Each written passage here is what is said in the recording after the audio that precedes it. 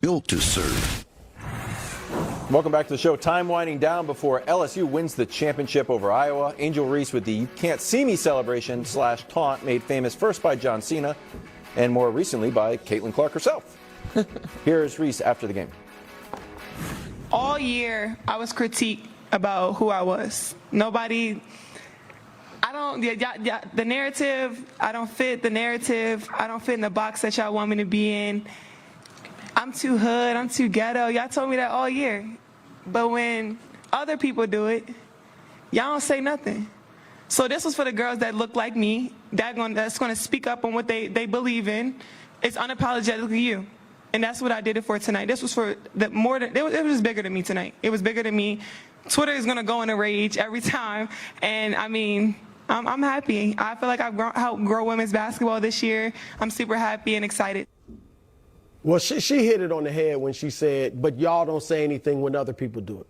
Now, if Caitlin Clark hadn't done anything, and I'll get to what she's done, and, you know, it was just nobody was taunting anybody throughout the tournament, and at the end of this game, when they're about to win the championship, if she's looking at an opponent and doing all, I would be bothered by that. I would be like, come on, act like you've been there, you're better than that. But the context is that Caitlin Clark was doing this earlier in the tournament. And we'll show it. She was, when they played Louisville, you'll see she did the "you can't see me" to an opponent about to walk by her during the game. And then she also told the girl, "Shut up, you're down 15," when the girl was talking or saying something. So Angel Reese is right.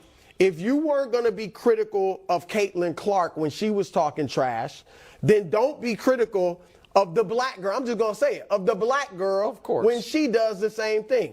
If you're going to be critical of one, be critical of the other. If you're going to let it go and praise it and it's cute and, oh, how competitive she is, look at that, then say that when the African-American girl does it too. So I mean, I wouldn't want to see that, like I said, in a vacuum, but in the whole context, I completely get it. So I'm fine with what Angel Reese did. The entire reaction to this is steeped in so much sexism and racism. It's just anyone ignoring it, folks being like, oh, it's different because Angel Reese was the 4th leading scorer on the team. That girl's a first-team unanimous All-American, most outstanding player.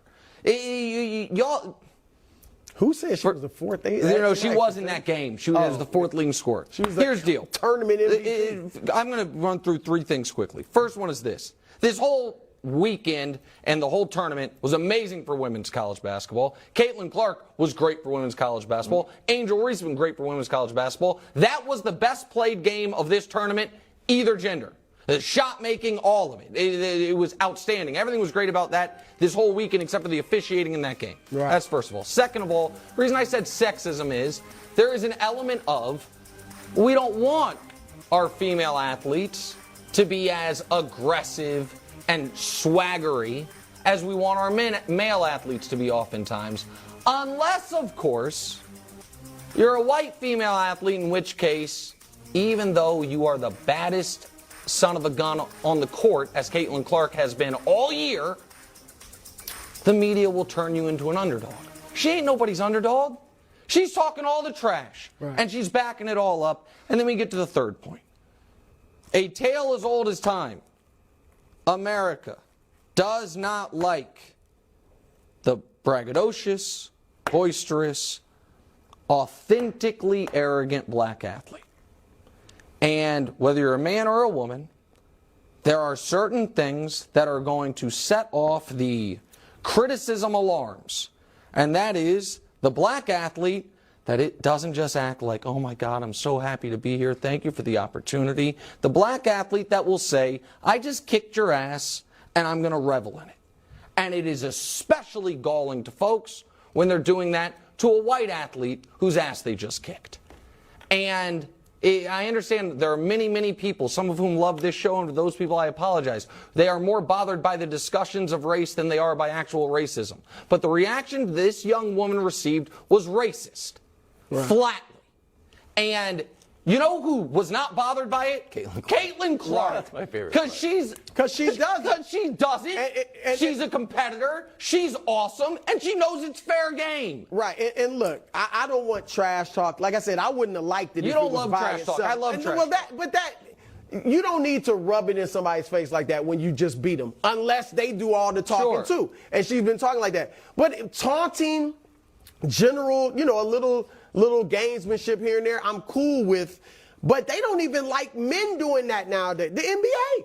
They need the NBA. How many times you just look at somebody after dunking on you and they give you a tech? I think they do need to lighten up. And this overall shouldn't be the big story. The big story should be LSU, the championship, the way the one girl, Jasmine Carson, comes off the bench, 7 for 7 hits all the first threes. half. I mean, Unbelievable.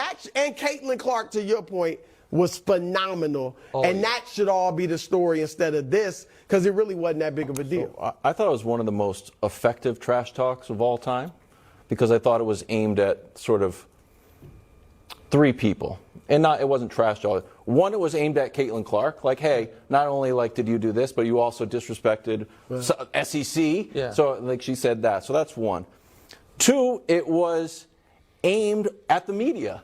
Like, she knew the outrage that was going to happen, and she said it was on Twitter, and she wanted to be herself. So that was I got 2 for 1. And then 3, the fact that she, in that quote that we played, wanted to be inspirational a little bit in an interesting way of like, hey, this is for everybody who looks at me. It was an effective trash talk, and it was a good media. It was a little bit at Caitlin Clark. It was a lot at the media. It felt like she knew what it was going to engender, and it worked, and it got people outraged, and the people that went too far. What's just so frustrating it was savvy. is the only reason anyone would have been outraged, except for the select few that were furious with Caitlin a week ago, of which I have seen almost none, Right.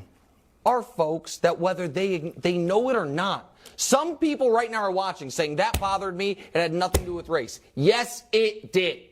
Whether you are recognizing, admitting it or not, seeing that taller, proud, imposing black woman taunt that white girl, something in your reptilian brain, it bothered you. And race is inextricably tied to this. And folks want to pretend it wasn't. It was. And that young woman should be very proud. And standing up at that press conference and saying I'm going to be authentically myself and I'm not going to apologize for it, I thought it was great. Okay, coming up after the break, we're discussing the men's national championship, in which the UConn Huskies will win by